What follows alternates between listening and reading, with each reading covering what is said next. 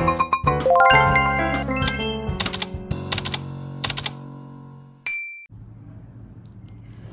assalamualaikum. Kembali lagi di vlog Bunda Retno Official. Kali ini saya akan menjelaskan untuk adik-adik, untuk rekan-rekan, untuk sahabat-sahabat, atau untuk orang tua ya, orang tua atau wali murid atau apa ya. Saya menjelaskan bukan karena apa, tidak, karena kemarin ada pertanyaan dari TikTok. Nah, saya akan menjelaskan panjang lebar di vlog saya. Karena kalau di TikTok memang waktunya nggak banyak ya. Tapi seperti biasa pemirsa, saya mohon dukungannya untuk subscribe, like, dan saya tunggu komennya. Komennya komen yang membangun ya. Jadi mohon supportnya. Di sini saya akan menjelaskan seputaran sekolah pelayaran menengah yang lulusan dari SMP. Dari SMP untuk melanjutkan jenjang selanjutnya ke jenjang selanjutnya SMA ya, ke satu tingkat di atasnya SMA atau SMK. Di sini semua SMK kejuruan itu biasanya dibentuk atau dicetak untuk siap bekerja. Intinya untuk siap bekerja ya, sekalipun memang sekarang harus ke jenjang selanjutnya. Tapi garis besarnya aja. Sekarang sebelum saya mulai, ada yang bertanya masalah biaya. Saya jelaskan dulu. Ini yang di yang di video saya TikTok itu alma mater saya. Jadi saya dulu sekolah di SPM ya, dulu Sekolah Pelayaran Menengah Bakti Samudra Surabaya. Kalau sekarang sudah menjadi SMKP, Sekolah Menengah Kejuruan Pelayaran Bakti Samudra Surabaya. Nah, kemarin ada yang bertanya dengan saya untuk masalah biaya. Jadi itu begini. Ini tadi pihak dari kampus, dari SMKP Bakti Samudra itu mau saya konfirmasi untuk kepala sekolahnya itu belum dibalas, tapi saya enggak apa-apa. Garis besarnya begini. Adik-adik atau rekan-rekan sekalian yang lulus SMP dan ingin melanjutkan ke sekolah pelayaran, saya kasih gambaran aja gini. Jadi, untuk biaya masuknya itu dibagi per gelombang. Gelombang pertama itu kisaran ini ya, bulan-bulan Desember inilah. Kisaran bulan Desember kurang lebih ya. Kalau enggak ya semoga-moga enggak salah. Bulan Desember itu masuknya gelombang 1.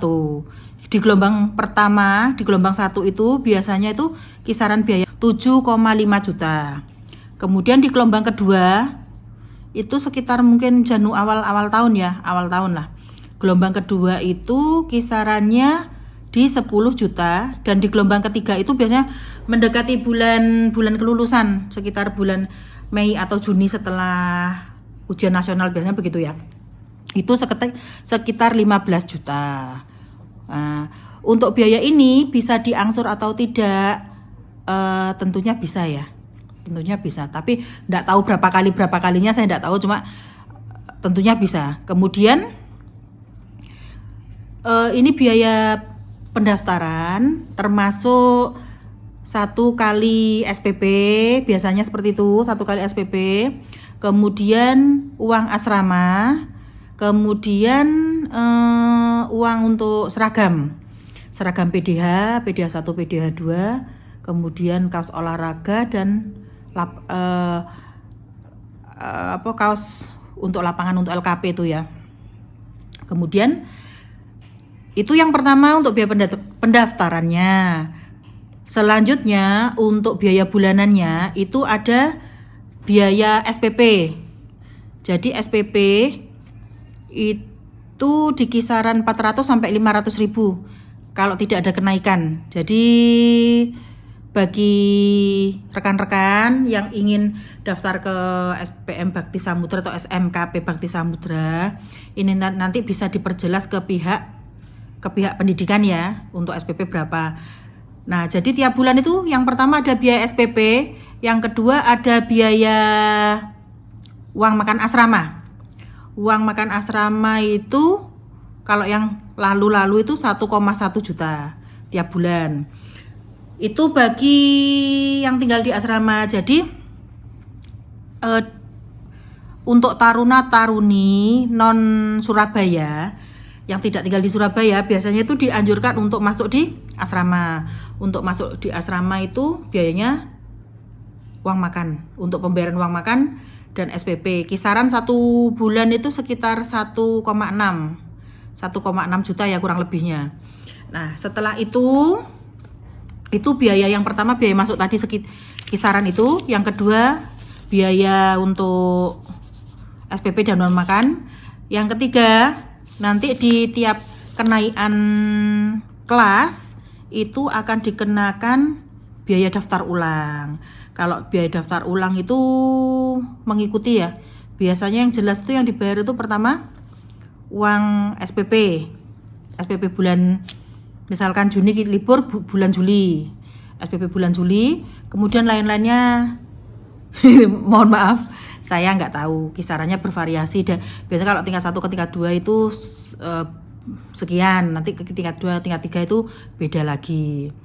Nah, setelah ada biaya itu, biaya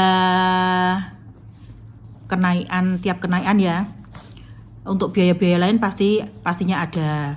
Tapi untuk globalnya selama menempuh pendidikan di SPM Bakti Samudra itu bervariasi. Jadi saya tidak bisa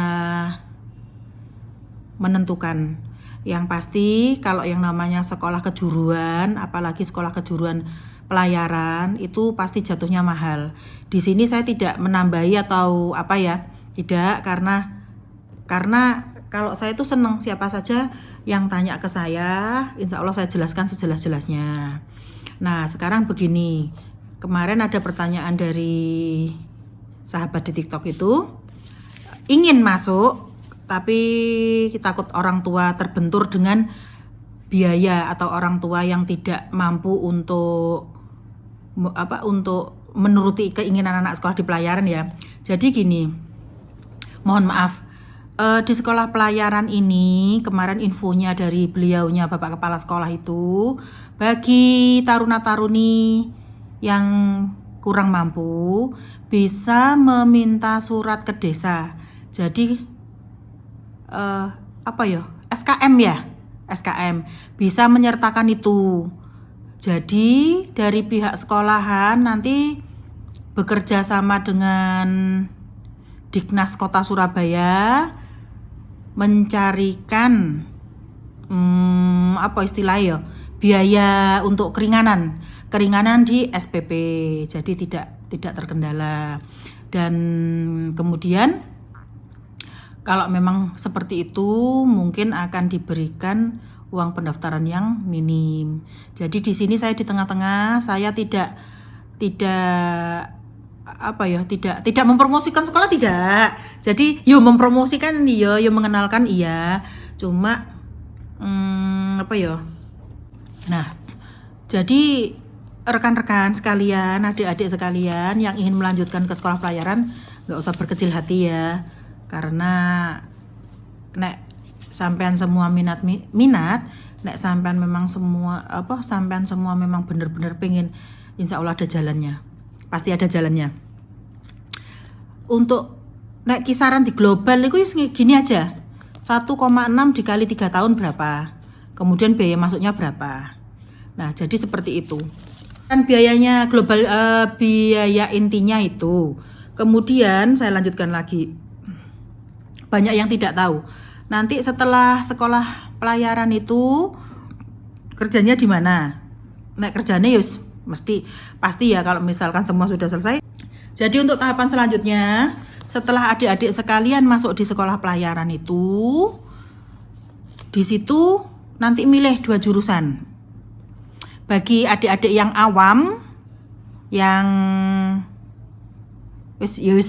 awam, itu di sekolah pelayaran itu ada 2 jurusan. Untuk yang kerja di kapal ya, itu ada 2 jurusan. Yang satu nautik, yang satu teknika. Kalau nautik itu dia dari Serang, Jurumudi, Mualim sampai Nahkoda. Itu yang nautik. Dek ya, kita kalau bilang itu dek. Kemudian yang satu lagi itu teknika. Kalau teknika itu berhubungan dengan mesin kapal, troubleshooting, mesin-mesinan yang ada di kapal itu. Nah, itu 2 jurusan kalau yang ingin kerja di kapal. Kemudian nanti setelah masuk dan memilih jurusan ini sesuai kata hati. Kata hati ini sampean pengen jadi apa? Pengen jadi nakoda, pengen jadi mualim, pengen jadi orang dek lah ya, sing kasarane enggak kotor. Itu ngambil jurusannya nautik. Kalau orang mesin, sing senengane hobi-hobi mesin, itu ambilnya jurusan di teknika. Iku jadi masinis sampai jadi kepala kamar mesin CE, Chief Engine. Seperti itu. Jadi kalau masalah hitung-hitungan, semua itu ada hitungannya. Jadi di dek itu yo ngitung, di mesin yo ngitung, podo-podo ngitungnya. Terus kemudian setelah ambil jurusan, bukan penjurusan, kalau di SMA penjurusan, kalau masuk SMK pelayaran itu dari awal masuk sampean sudah harus milih nautik apa teknik wis ngono ae. Terus setelah masuk sampean nanti mendapat 2 mata pelajaran, 2 apa ya nek ngarani? 2, kalau saya dulu apa? 2 mata kuliah apa 2 mata bukan 2 mata pelajaran. Jadi gini ya.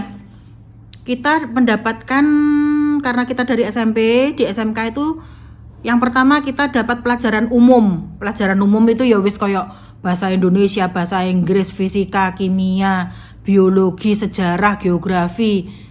Wis pokok IPS, IPA dan lain sebagainya itulah. Matematika ya situ. Kemudian yang satunya itu pelajaran kejuruan.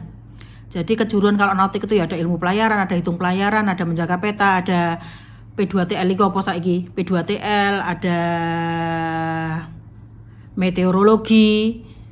Ya, seputaran itu ya. Jadi begitu masuk nanti sampean ketemu dosennya itu 2. Dosen umum sama dosen fak pelajarannya. Kemudian setelah itu selesai ditempuh selama sekolah 3 tahun. Setelah sekolah 3 tahun selesai, sampean nanti ikut ujian nasional seperti biasa.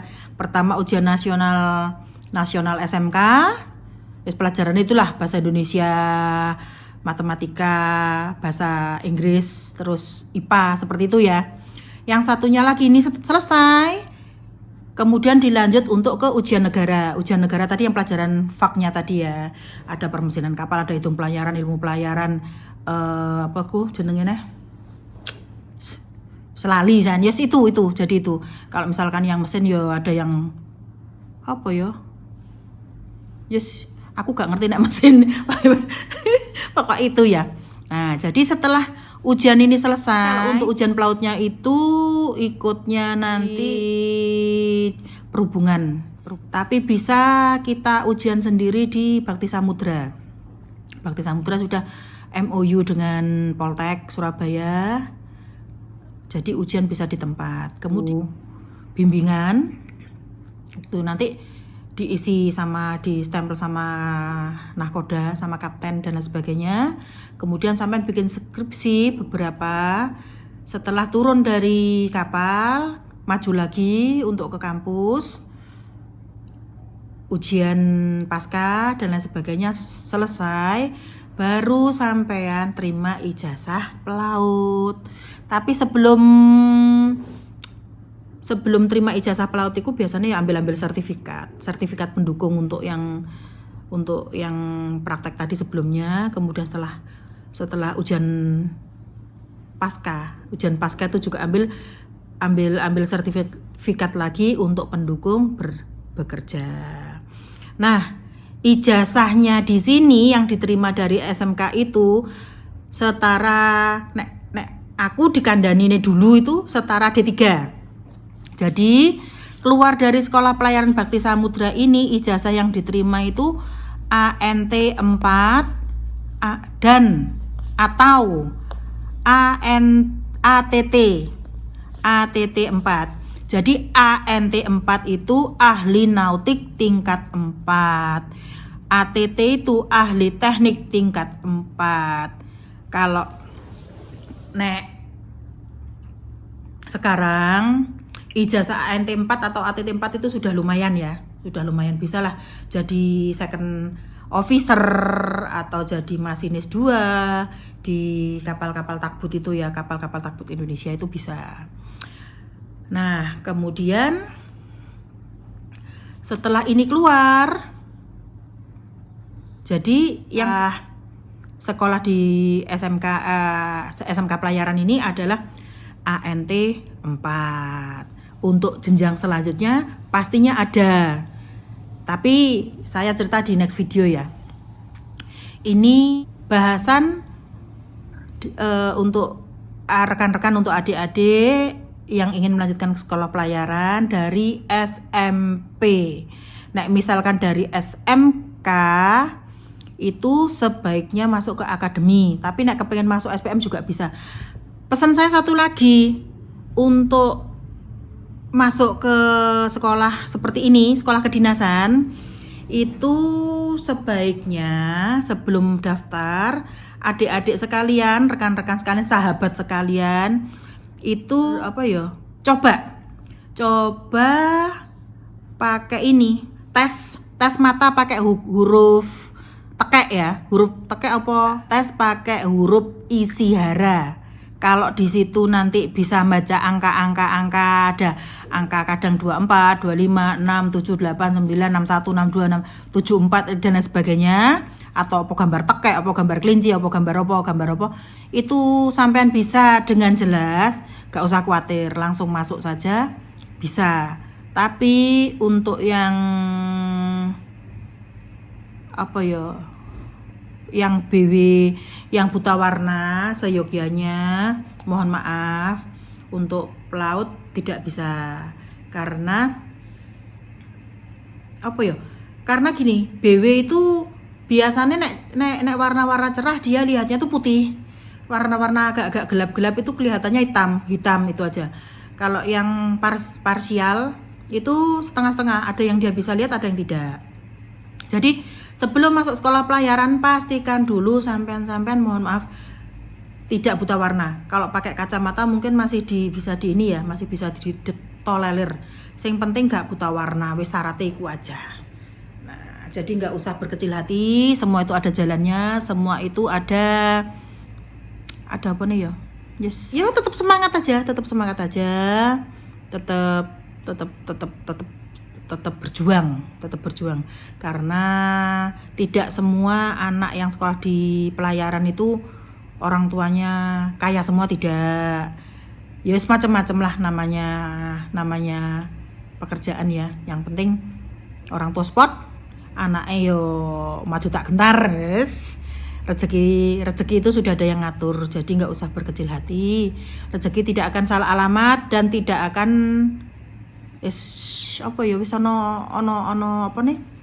takarannya dewe-dewe, sudah ada takarannya sendiri-sendiri.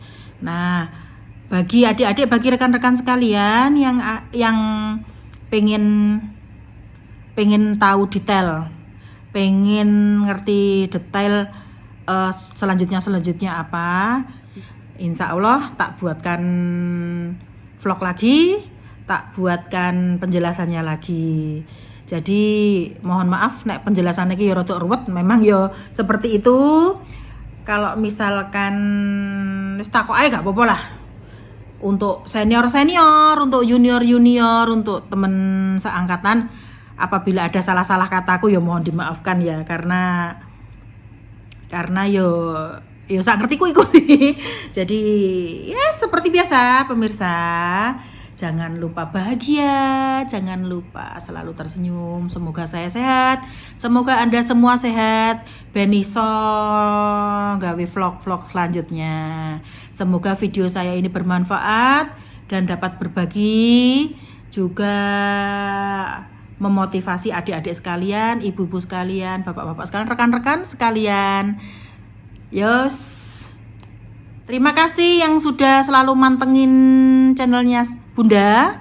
Terima kasih untuk komen-komennya, terima kasih untuk supportnya, terima kasih luar biasa. Saya akhiri, terima kasih. Wassalamualaikum warahmatullahi wabarakatuh. Bye.